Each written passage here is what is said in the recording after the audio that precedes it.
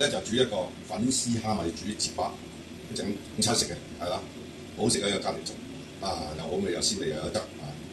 好啦，咁我哋啊有啲油先，浸咗啲蝦米滾一滾佢，炒一炒佢，啲蝦米香啦，咁我哋啊切啲本地節瓜落去啊，切咗油先。咁我哋咧或者好味咧就俾少南乳落去啊，南乳。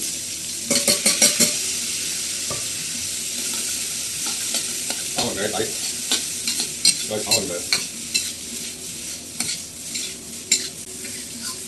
咁仲有咧，嗱我哋俾啲冬菇落去，冬菇絲，嗱呢啲係冬菇水嚟㗎嚇，浸咗啲冬菇，洗乾淨啲冬菇浸咗落翻啲水，最重要好香嘅係嘛？試冬菇水又唔夠嘅，咁我哋俾啲湯落去。如果冇湯咧，就俾啲開水得㗎啦嚇。咁咪好味啲啦，有湯就嚇。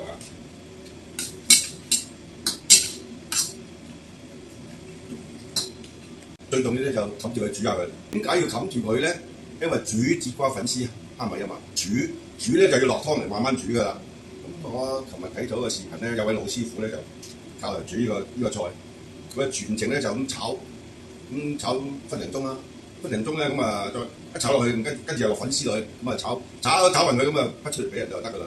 咁有乜可能啊？係嘛？節瓜要煮腍佢，啊將嗰個蝦米嗰啲味啊係咪熬出嚟？咁嗰個汁嗰個湯先好味嗰個節瓜。嗰啲蝦米嘅海鮮味啊、鮮甜味同埋個節瓜嘅清香味啊、花味啊咁啊熬成一個汁嚟，慢慢咁煮啊，煮腍先得㗎喎。粉絲咧就唔好咁快落啊，上下好啦，落先擠落去，索一索汁佢。如果你粉絲煮得耐咧，佢又起晒漿嘅係嘛？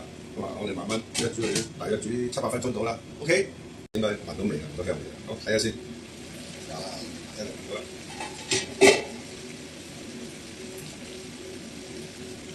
呢幾個咁先腍㗎嘛，啲花透明㗎啦。因為落咗啲鹽糖落去試下味先，啱啱好味，好重蝦米味同埋菇水味。嗱，咁我哋而家落粉絲落，粉絲而家食落啊。呢個餸飯啊，就係一流嘅真係餸飯啊嚇，連埋汁啲湯咁樣，你啊打少少鹽咁落去，唔好咁多啊，少少就夠啦，你唔好結，千祈唔好結，有啲汁先得嘅，香啲啊，我係有啲汁啊幾靚，幾靚啊，幾靚幾靚，好啦，關起佢啦得啦。